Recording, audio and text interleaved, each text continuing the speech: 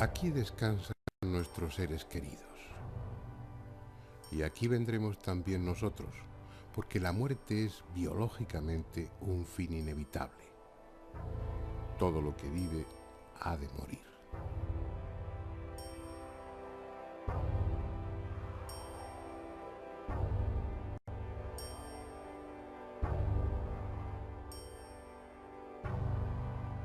Para las demás especies parece no haber problema, lo aceptan como lo que es, un hecho natural, pero los humanos somos distintos, tenemos conciencia, sabemos quiénes somos, pensamos, sentimos.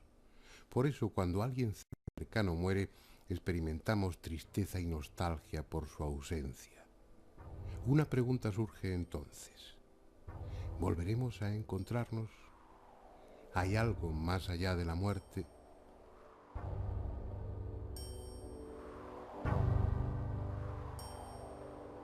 Una pregunta que en definitiva nos afecta tanto a nosotros como a los que ya se fueron, porque nosotros iremos después. Por eso el hombre ha sentido desde siempre la llamada de lo trascendente. Por necesidad, para mitigar la angustia, el miedo a dejar de ser, o porque ha tenido experiencias que le han hecho entrever ese otro mundo. Experiencias iguales a las que ahora muchos tienen. Sueños, estados de casi muerte, trances, proyecciones fuera del cuerpo. Sea por una u otra razón, o por ambas, los humanos llevamos milenios intentando comunicarnos con los muertos. No solo para tener una prueba de que después de la muerte se continúa existiendo, sino también para saber cómo es ese otro mundo que presuntamente nos aguarda. No es pues un tema nuevo. Sin embargo, en la historia reciente suele decirse que el espiritismo, la comunicación con los muertos, nació en marzo de 1848 en una casa de Hydesville, en el estado de Nueva York, cuando las hermanas Foss, entonces unas niñas, comenzaron a recibir mensajes mediante raps, golpes secos en los muebles y en las paredes, de un buhonero asesinado en aquella casa años antes. Y aunque los contactos con el otro mundo sean mucho más antiguos, ese hecho puede bien servir de referencia, porque a partir de él, la comunicación con los espíritus se convirtió en una práctica habitual en los salones de América y de Europa.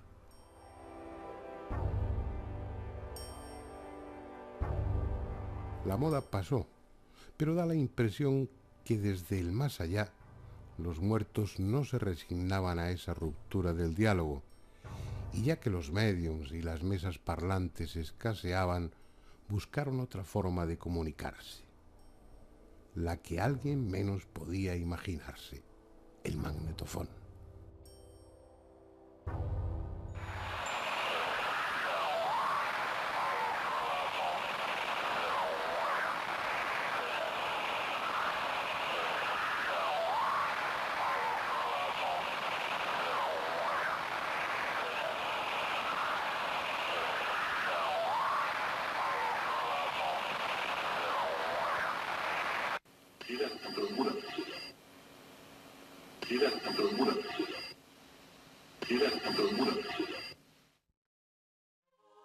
Fue el 12 de junio de 1959. Ese día, Friedrich Jürgenson obtuvo accidentalmente las primeras psicofonías mientras grababa con su magnetofón portátil en un bosque cerca de Estocolmo.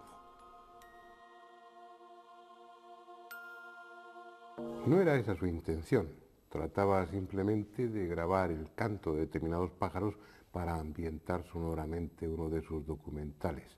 Fue después, al llegar a casa y al escucharlo grabado, cuando se dio cuenta de que además del canto de los pájaros había otra cosa. Voces, murmullos, prácticamente ininteligibles e incluso el sonido de un instrumento musical. Pensó que era un defecto del magnetofón o de la cinta, porque cuando había hecho las grabaciones en el bosque no había absolutamente nadie.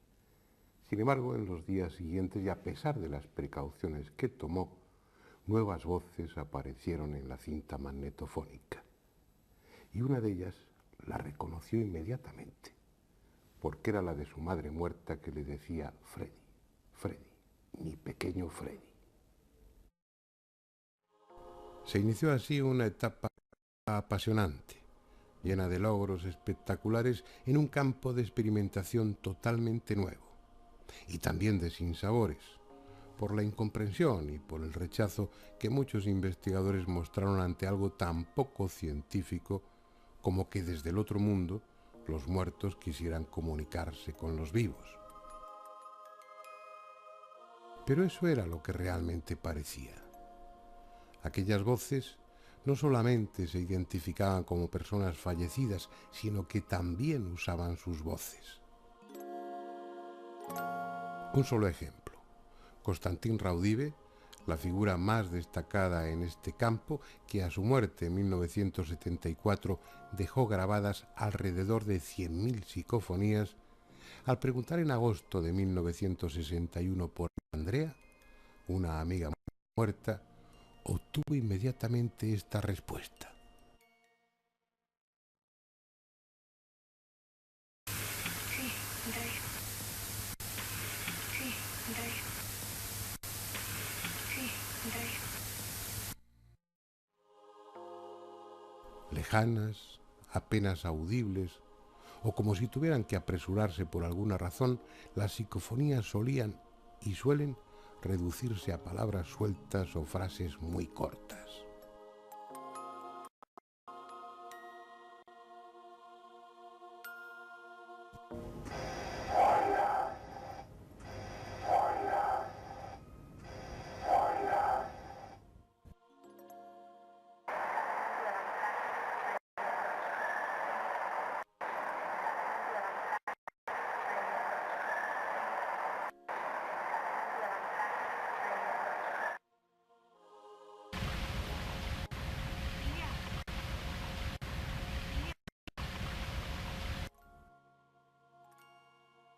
Pero no siempre es así. En alguna ocasión, lo grabado psicofónicamente desconcierta por su espectacularidad y belleza, como el coro que ahora escucharemos. Voces armoniosas cantando presuntamente desde el otro mundo, obtenidas por el investigador italiano Marcello Bacci, y que, aunque no tengan necesariamente que ver con lo religioso, recuerdan los cantos litúrgicos.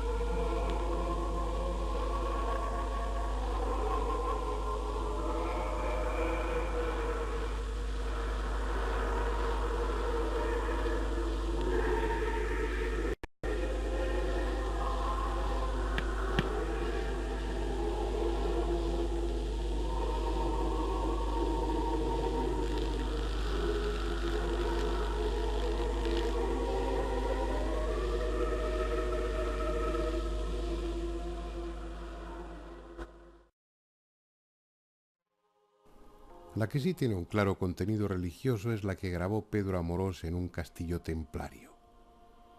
Una voz, que escucharemos 3 veces, como si quisiera desmentir las acusaciones de herejía que se vertieron contra los miembros de la Orden del Temple, dice con voz grave y rápida: In nomine Pater et Filii.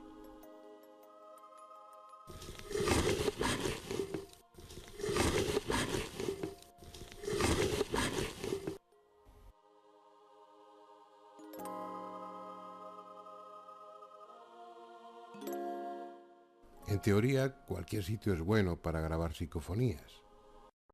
Como veremos después, los investigadores las obtienen frecuentemente en su propio laboratorio.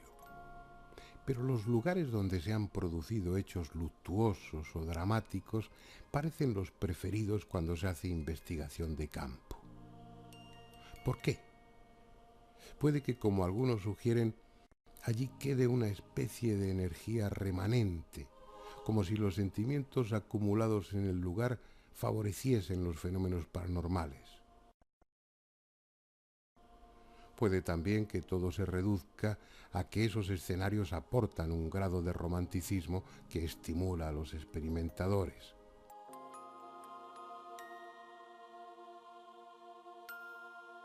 Sea por una u otra razón, los cazadores de psicofonías acuden a lugares como este, en el condado de Treviño, un pueblo llamado Ochate, del que solo queda en pie la torre de su iglesia, desnuda y fantasmal.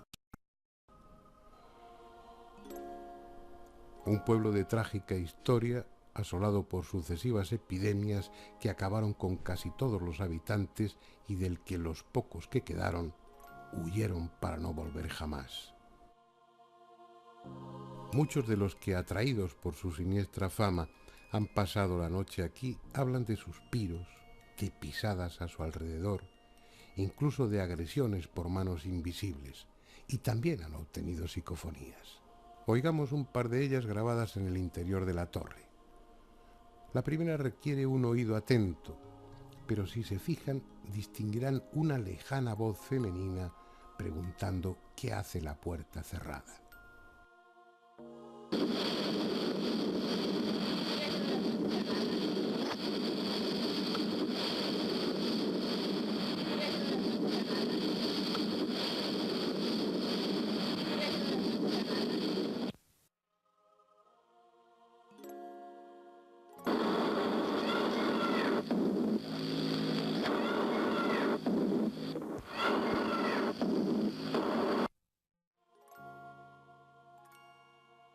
Pero aunque es lo frecuente, no siempre las psicofonías resultan de difícil audición. Cambiemos de escenario para escuchar otras tan claras como espeluznantes. Esta es la moderna y activa ciudad de Albacete. Y este es un edificio más, aparentemente.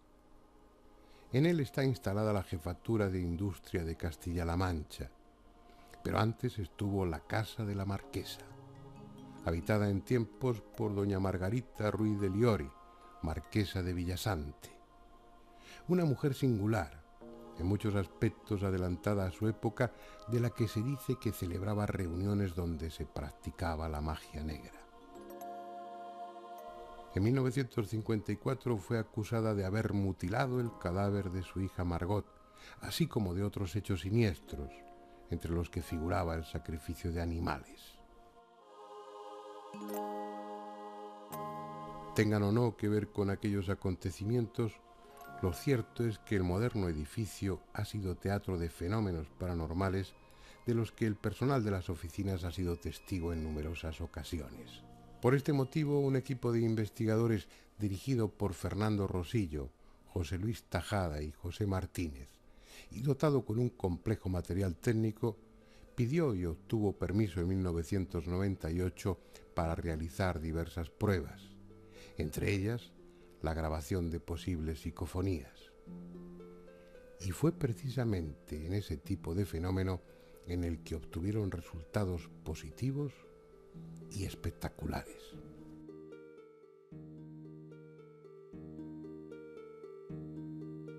Las psicofonías que se han obtenido, una de ellas, por ejemplo, dice, es una voz de una niña de corta edad que parece indicar o parece decir mamá, frío y miedo.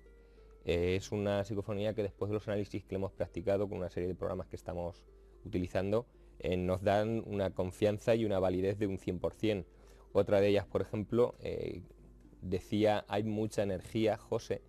Esa psicofonía se obtuvo a raíz de una pregunta que hizo José Luis en un ordenador portátil que teníamos la primera noche. Y lo mismo, es la misma voz con la misma cadencia. Hay otra psicofonía que dice, soy yo. Esa se obtuvo en la sala de juntas y es curioso porque esa grabación sí que hay una cinta de vídeo, se está viendo cómo se graba todo, no sale nada, se para la grabadora y a continuación es cuando sale la voz. Probablemente esto se deba al campo magnético generado por el cabezal de la cinta, pero eso pues está por demostrar aún, todo esto son hipótesis. Y por último, la otra psicofonía, quizá la más impactante por el contenido, sea la que se grabó la última noche. Es la misma voz con la misma cadencia. Y en este caso lo que decía era simplemente yo soy Dios. Son psicofonías, como estábamos comentando, que sin tener que filtrar, ni limpiar, ni samplear, tiene una claridad y una contundencia para nosotros poco conocida. Y en efecto, resultan perfectamente audibles. Y podría añadirse que escalofriantes, porque se trata de la voz susurrante de una niña que dice cosas como mamá, frío, miedo.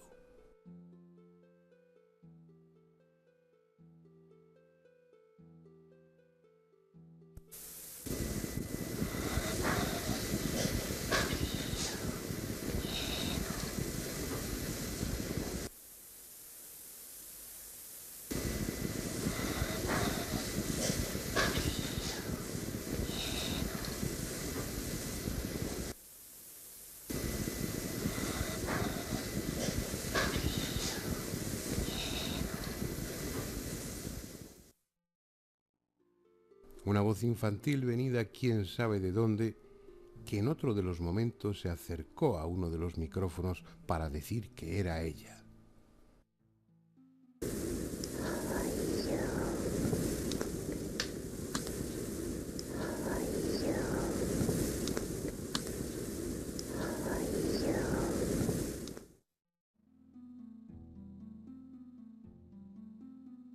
La misma voz que luego diría yo soy Dios.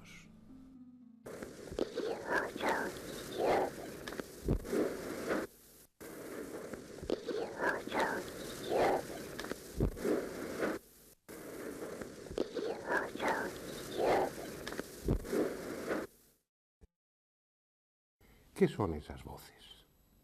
¿De dónde proceden? Los que asistimos a aquellos años iniciales de las psicofonías recordamos las encendidas polémicas entre los que sostenían que se trataba de algo sobrenatural y aquellos que pretendían encajar el fenómeno dentro de lo conocido.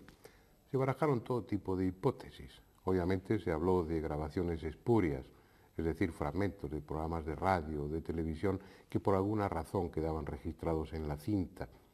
Se dijo también que podía ser un fenómeno de ventriloquía inconsciente o un fenómeno de psicocinesis, es decir, que la propia mente del investigador estuviera alterando la materia, en este caso la cinta magnetofónica, y su inconsciente fuera el que produjese las voces. Pero todas esas hipótesis no resistieron la contundencia de los hechos y quedaron en nada. Si no se trata de las voces de los muertos, como ellas mismas suelen presentarse, habrá que convenir que cuando menos se trata de voces procedentes de un nivel de la realidad diferente a este en el que estamos, de otra dimensión, de otra parte de este mundo que no es accesible a nuestros sentidos. Esa, por el momento, parece ser la única conclusión lógica.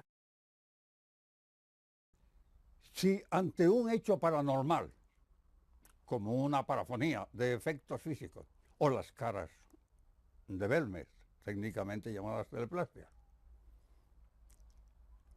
no encontramos la causa, descartado el fraude, no encontramos la causa en el nivel ontológico donde el hecho se produce,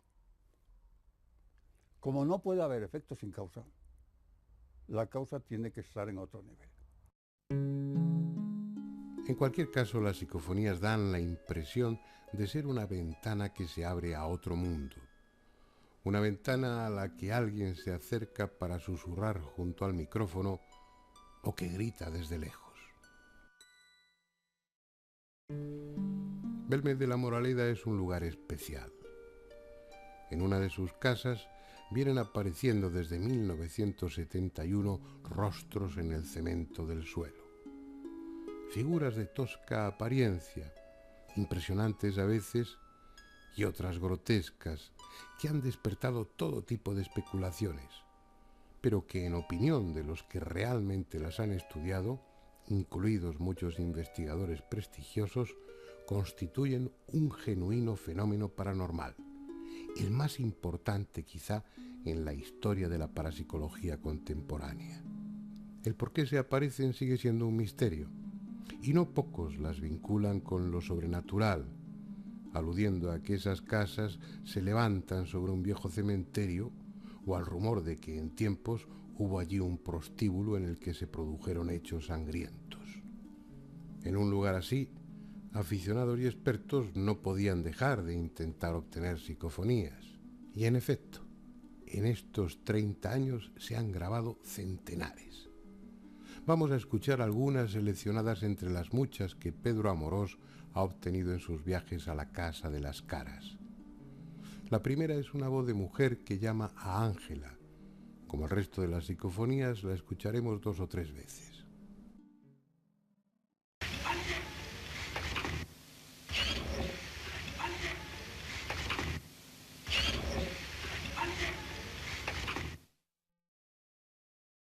Otra, también muy clara, pero de contenido más siniestro, parece decir matar a él.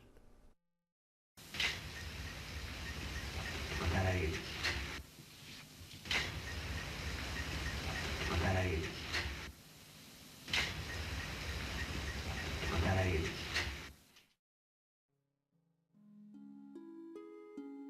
Al preguntar al investigador si había algún tipo de entidades en el lugar, se grabó una psicofonía que respondía afirmativamente diciendo almas hay.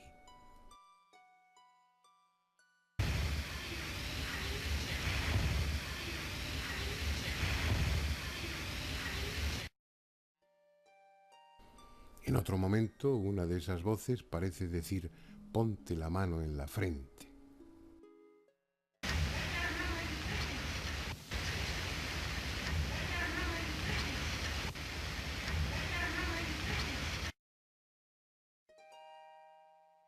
Y por último, una psicofonía que expresa su complicidad con María, puesto que al preguntar esta por qué esas entidades están en su casa, se grabó una voz de mujer que decía, es un abuso.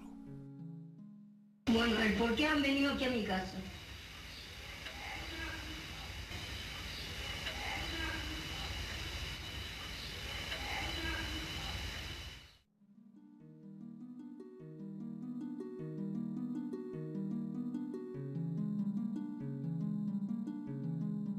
Aunque mucho más joven que Germán de Argumosa y que Sinesio Darnel, Pedro Amorós es ya uno de los investigadores más conocidos en Europa en este tema, tanto por su rigor como por su tenacidad.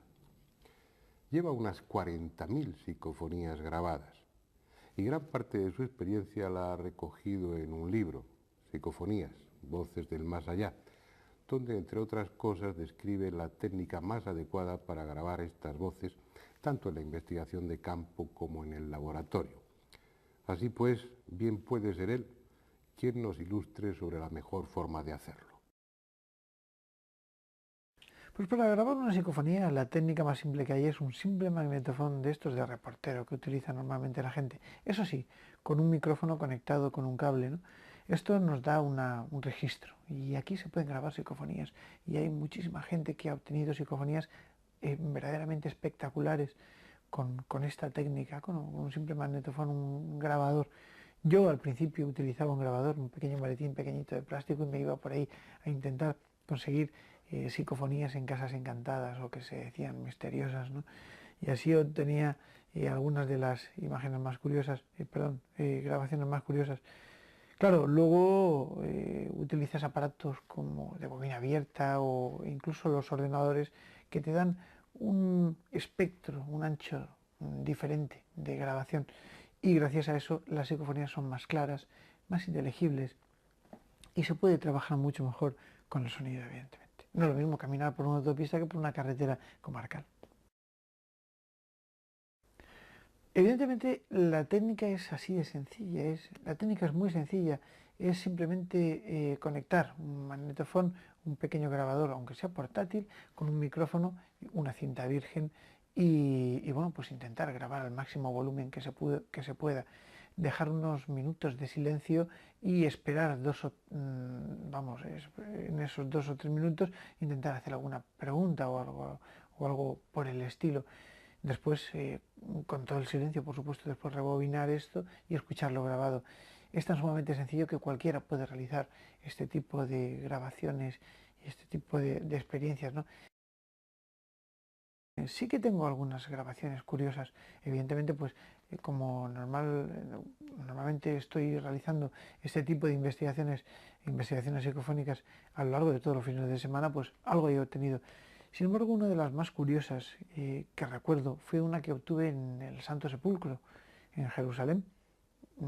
Allí, bueno, pues obtuve un poco, de una forma curiosa, el permiso para poder investigar dentro del Santo Sepulcro, cosa que no es fácil, y me dejaron durante unos minutos trabajar solo dentro, en el interior de esa cueva, ¿no? Al analizar las grabaciones se escucha perfectamente una psicofonía de una voz de un hombre que dice con toda claridad: Constantín. Estamos en el Santo Sepulcro. En el Santo Sepulcro. Estamos en el Santo Sepulcro. ¿Qué sería Constantín? ¿Constantín Raudive? No lo sé. El caso es que nos plantea aquí este misterio.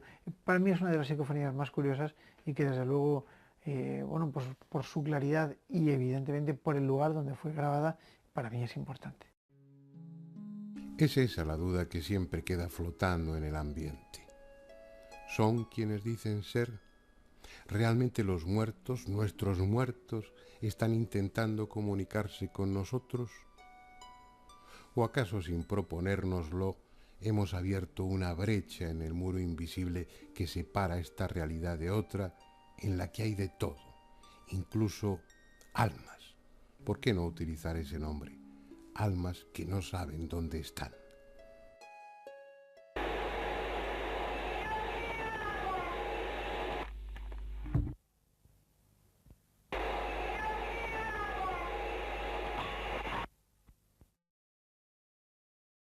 O niños perdidos, solos en un mundo de sombras que utilizan este medio para gritar su desconsuelo.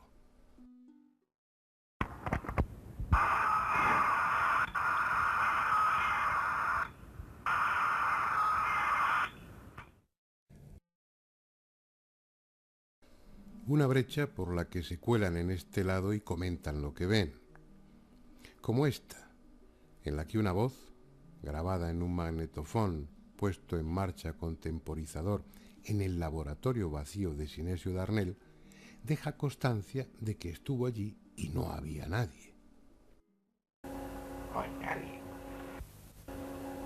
Hoy nadie. O ante un malentendido con el mismo investigador, se excusa diciendo que él no ha sido.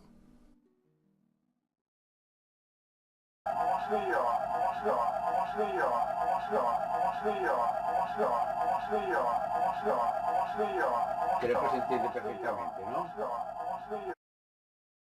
Quizá ese otro mundo del que vienen las voces no esté en ningún sitio que pueda visitarse y sea un reino sin tiempo y sin espacio.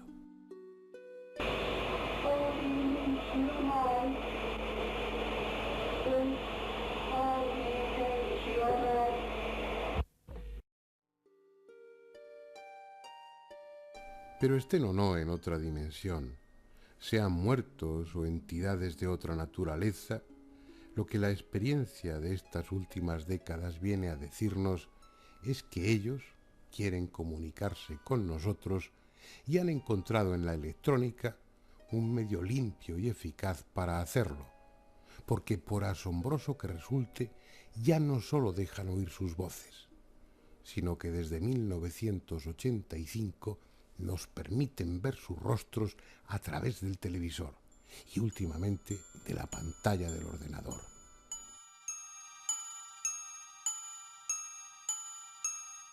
Este es el padre François Brin, durante una de sus conferencias. Sacerdote y teólogo, se ha convertido en algo así como un apóstol de la transcomunicación. Entiende que las psicofonías y ahora las psicoimágenes constituyen una fuente de esperanza, un alivio para aquellos que han perdido seres queridos o sienten el temor de que tras la muerte no haya nada.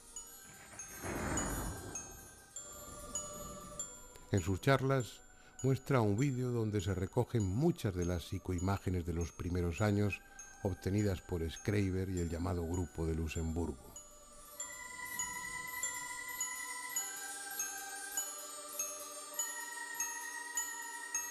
Si a Jürgenson le corresponde el mérito de haber grabado en 1959 las primeras psicofonías, a Klaus Schreiber le pertenece el de grabar las primeras psicoimágenes en 1985. Lo curioso, lo extraordinario, si hemos de ser justos en el adjetivo, es que las instrucciones para obtener esas imágenes del otro mundo se las dio su hija muerta a través de varias psicofonías. Así pues, y mientras no se demuestre lo contrario, estos rostros pertenecen a los que entendemos como espíritus, personas que están al otro lado de la muerte. Varias de ellas han podido ser identificadas, y en el vídeo que estamos viendo también se muestra la fotografía de algunas tomadas en vida.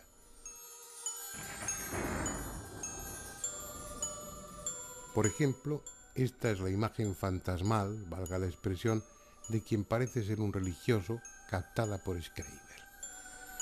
Y esta es una fotografía del mismo cuando estaba vivo. Un austriaco que fue abad en un monasterio y que durante muchos años se dedicó al estudio del espiritismo. Esta hermosa mujer que nos sonríe desde el más allá es una alemana que vivió en Estados Unidos y murió a los 74 años. Sin embargo, como estamos viendo, en ese otro mundo su apariencia es la de una mujer en la plenitud de su belleza. Esta psicoimagen es de las pocas que se han grabado en movimiento, incluso parece decir algo. Otro también identificado y al que luego veremos girar la cabeza es el fallecido investigador francés Henri Sinclair.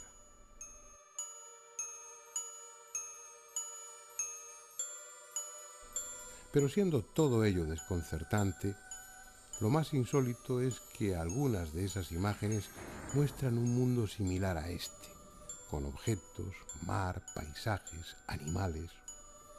Carecemos de otra información que la que ellos nos proporcionan a través de las psicofonías, de la escritura automática y de otros métodos del espiritismo clásico, y es poco o demasiado subjetivo como para sacar conclusiones. En realidad no sabemos si estamos viendo ese otro mundo como auténticamente es, o como ellos, sean muertos u otra cosa, quieren que lo veamos.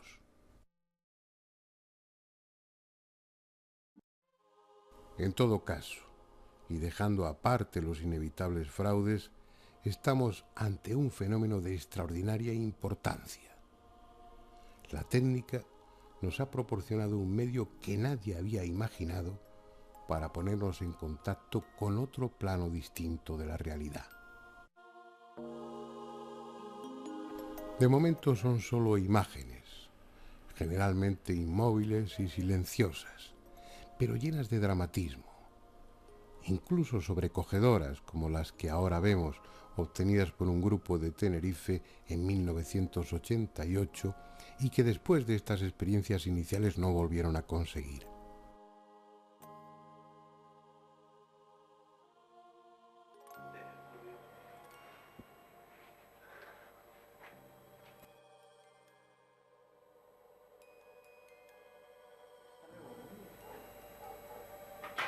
Meto la piña. Y luego.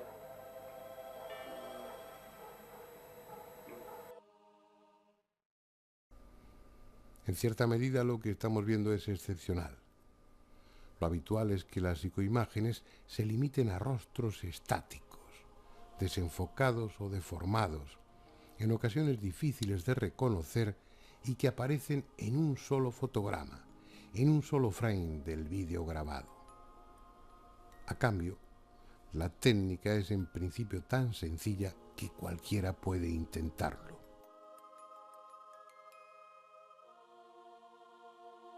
Pues la psicoimagen realmente es muy sencilla de obtener, simplemente hace falta una cámara de vídeo pequeñita conectada a un monitor de televisión.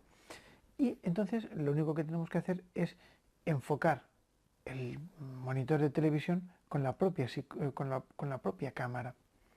Una vez que tengamos enfocado, dejaríamos un ángulo de unos 45 grados con respecto a la línea del monitor cámara. Y bueno, pues lanzamos el zoom un poquitín hacia la esquina inferior derecha normalmente, hasta que se forme un efecto de retroalimentación que normalmente suele ser una espiral.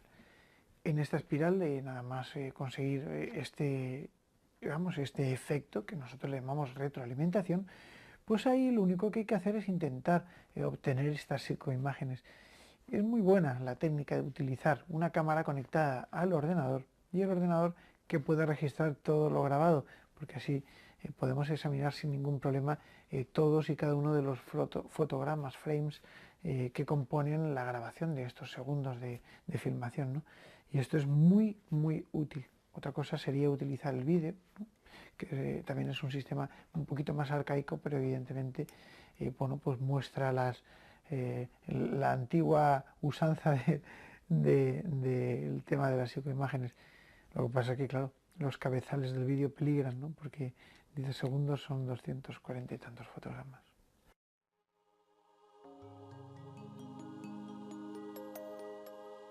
Hemos oído sus voces, hemos visto sus rostros. Si son quienes dicen ser, el miedo que desde siempre hemos sentido ante la muerte debiera desvanecerse para dar paso a la certeza de que tras ella continuamos existiendo.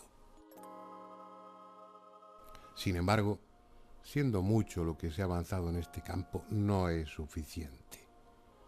La mayoría necesita pruebas más sólidas aún, más concluyentes. Y quizá tengan razón, pero al menos convengamos en que estas experiencias abren una puerta a la esperanza.